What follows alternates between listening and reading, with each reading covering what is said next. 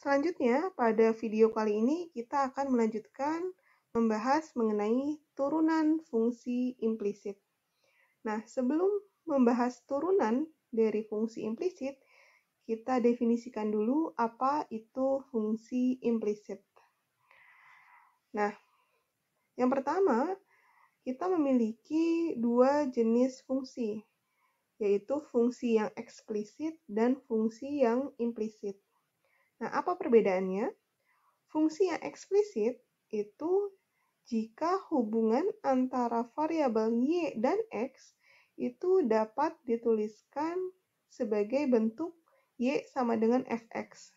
Artinya, antara variabel x dan variabel y itu dapat dituliskan pada ruas yang berbeda. Misalkan, y pada ruas kiri dan variabel x pada ruas kanan. Jadi bisa dipisah. Gitu. Itu adalah fungsi eksplisit. Fungsi eksplisit ini adalah fungsi-fungsi yang sering kita gunakan pembahasannya pada materi-materi sebelumnya gitu ya. Contohnya y sama dengan x kuadrat, y sama dengan 2x plus 5, y sama dengan sin x, dan seterusnya ya. Jadi beda. Ruas kiri adalah y dan ruas kanan adalah variabel x. Nah, selanjutnya ternyata ada fungsi yang ternyata ruas kiri dan ruas kanannya itu tidak dapat dipisahkan antara variabel y dengan variabel x-nya. Nah, bila demikian, maka dikatakan bahwa fungsinya itu adalah fungsi implisit. Jadi fungsi implisit itu ketika kita tidak dapat memisahkan antara variabel y dengan variabel x pada ruas yang berbeda. Nah, contohnya. Nah, kita di sini memiliki 4 buah contoh. Y sama dengan x kuadrat plus x plus 2, ini jelas. Y ada di ruas kiri, sedangkan x itu ada di ruas kanan. Maka ini adalah fungsi yang eksplisit. Yang kedua, y sama dengan cos x. Y ada di ruas kiri, cos x itu ada di ruas kanan. Maka ini pun adalah fungsi yang eksplisit. Sedangkan x pangkat 3y kuadrat ditambah x kuadrat plus y sama dengan 10, kita bisa lihat bahwa kita sulit menuliskan ini menjadi y sama dengan. Karena di sini ada y kuadrat, lalu di sini ada y juga. Ketika y dikeluarkan, masih ada y yang dikalikan ya dengan x pangkat 3. Maka ini dituliskan tidak dapat dipisah, maka inilah contoh dari fungsi implisit. Contoh lainnya, sin xy. Nah, x dikalikan y, ini bagian dari sinus xy ya. Lalu ditambahkan dengan x kuadrat sama dengan y kuadrat plus 1. Nah, ini pun sama, y-nya tidak bisa kita pisahkan ruasnya dengan variabel x. Maka ini pun adalah contoh dari fungsi yang bersifat implisit. Begitu. Jadi jelas, fungsi yang implisit bentuknya seperti ini ya. Nah, setelah kalian paham mengenai bentuk dari fungsi implisit, selanjutnya kita akan membahas bagaimana turunan dari fungsi implisit. Nah, caranya adalah untuk menentukan turunan dari bentuk implisit itu digunakan aturan rantai dan kita memisalkan atau menganggap bahwa y itu merupakan fungsi dari x. Untuk lebih jelasnya, kita lanjutkan pembahasan berikut ya. Oke, contoh yang pertama adalah kita akan mencari dy per dx atau turunan pertama dari fungsi implisit x pangkat 3y kuadrat ditambah x kuadrat ditambah y sama dengan 10. Nah, jelas ini merupakan fungsi implisit karena x dan y tidak dapat dituliskan dalam dua ruas yang berbeda ya. Nah, untuk mencari turunan dari fungsi implisit, langkah-langkahnya sebagai berikut. Oke, kita akan kerjakan secara berurutan. Oke, pertama kita cari kita tuliskan, maksudnya kita tuliskan dulu soalnya. Oke.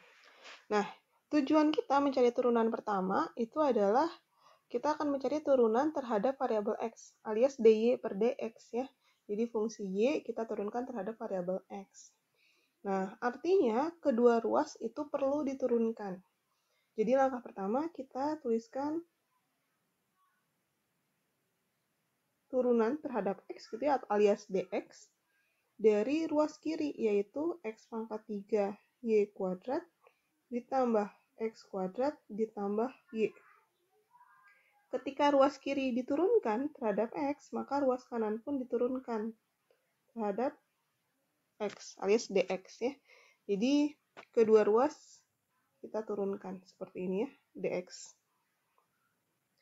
Nah, kemudian yang ruas kiri itu sebenarnya terdiri dari beberapa penjumlahan. X pangkat 3 y kuadrat ditambah x kuadrat ditambah y. Nah, bisa kita pisahkan. Misalkan jadi seperti ini. Ditambah dari x kuadrat ditambah dx dari y sama dengan dx d10. Nah, selanjutnya kita akan mencari turunan masing-masing. Yang pertama adalah bagian ini.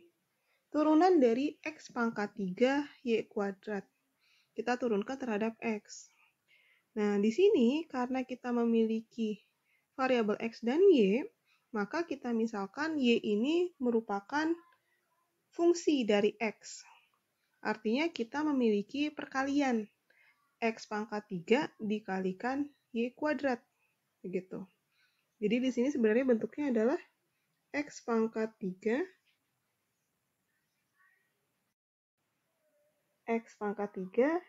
kita kalikan dengan y kuadrat. Jadi ini ada perkalian ya. Nah, karena dia perkalian, maka kita gunakan sifat dari turunan perkalian. Jadi misalkan, kita misalkan di sini U-nya adalah x pangkat 3, lalu V-nya itu adalah y kuadrat. Maka kita bisa mencari U aksen dan V aksennya. Nah, jika U sama dengan x pangkat 3, maka turunan dari x pangkat 3 itu adalah 3x kuadrat. Sedangkan V sama dengan y kuadrat. Nah, y kuadrat ini kita turunkan, yaitu menjadi 2y. Tapi jangan lupa, kita tuh menurunkan terhadap x. Maka kita kalikan dengan dy per dx, alias y aksen. Jadi di sini adalah kata kunci. Ketika kita menurunkan terhadap y, maka kita harus mengalihkan dengan y aksen. Karena sebenarnya kita menurunkan terhadap variabel x gitu ya, dy per dx, alias ditulis y aksen. Nah, sehingga turunan dari x pangkat 3y kuadrat itu menjadi u aksen v 3x kuadrat dikalikan y kuadrat ditambah v aksen u, yaitu x pangkat 3 dikalikan 2y dikalikan y aksen. Gitu ya. Jadi ini adalah hasil dari turunan bagian pertama. Oke, selanjutnya kita akan mencari turunan dari x kuadrat. Nah, kalau ini sederhana ya.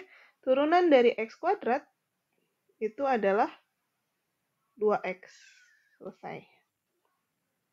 Nah, selanjutnya, nah ini yang part kedua ya. Jadi ini part pertama, ini part kedua. Biar nggak bingung ya, saya tuliskan seperti ini. Nah, selanjutnya bagian yang ketiga, ini adalah turunan dari y. Nah, y diturunkan itu adalah 1. Tapi y tadi itu diturunkan terhadap variabel x, artinya dy per dx. Maka kita kalikan dengan y aksen. Ini adalah turunan di part yang ketiga. Begitu. Nah, kemudian jangan lupa kita memiliki ruas kanan. yaitu turunan dari 10. Turunan dari 10 itu adalah konstanta ya. Turunan konstanta itu adalah 0. Oke, ini adalah yang keempat. Oke. Maka kita bisa rapihkan. Ini menjadi 3x kuadrat y kuadrat ditambah 2x pangkat 3 y aksen. X-nya saya kedepankan. Lalu ditambah 2x plus y aksen sama dengan 0. Oke, nah selanjutnya kita kelompokkan yang ada y aksennya. Itu adalah dy per dx kan ya. Maka yang ada y aksen itu adalah 2x pangkat 3 y aksen dan plus y aksen.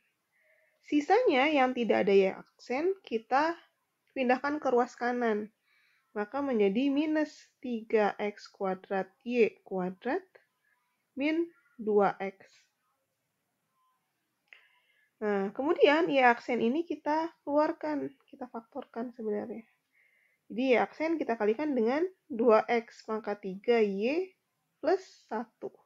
Sama dengan min 3x kuadrat y kuadrat min 2x.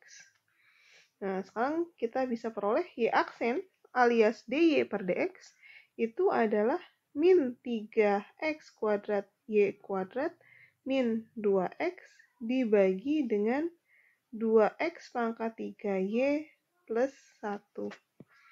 Nah, inilah jawaban dari turunan fungsi implisit yang diminta.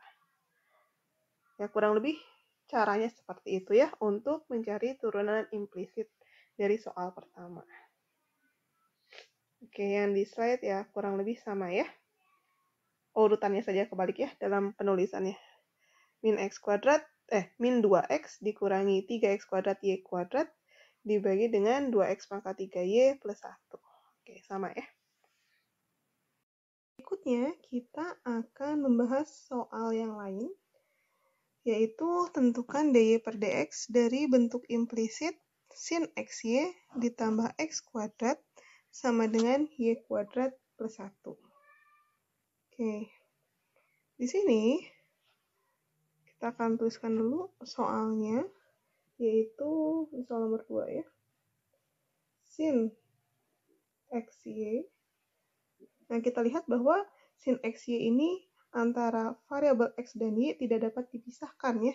Jadi merupakan bentuk yang implisit. Kemudian kita tambahkan x kuadrat, ini sama dengan y kuadrat plus 1. Nah, langkah pertama untuk mencari turunan pertama alias dy per dx itu adalah kita turunkan pada masing-masing ruas.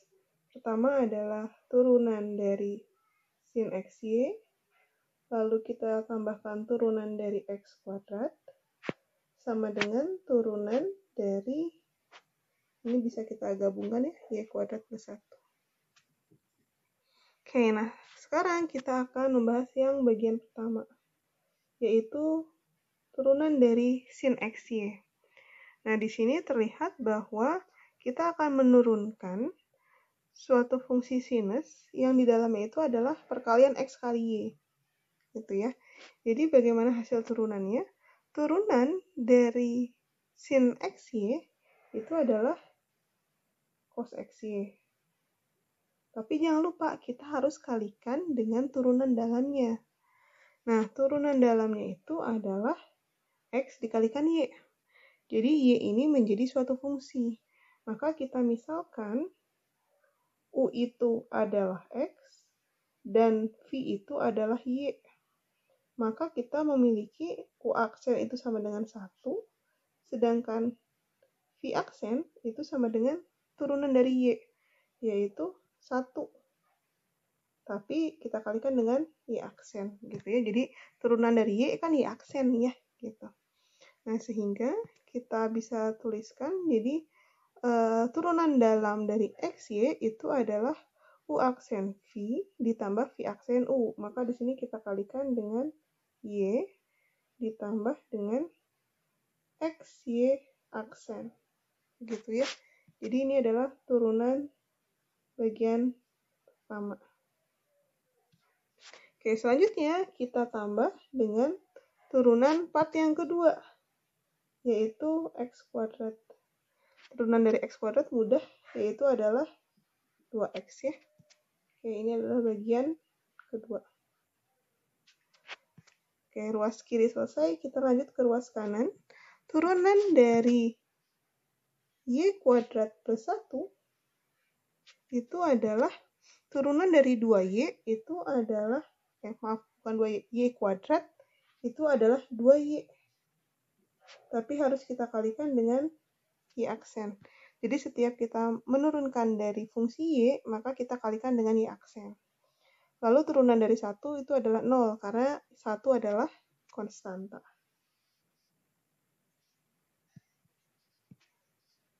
Oke, seperti ini ya.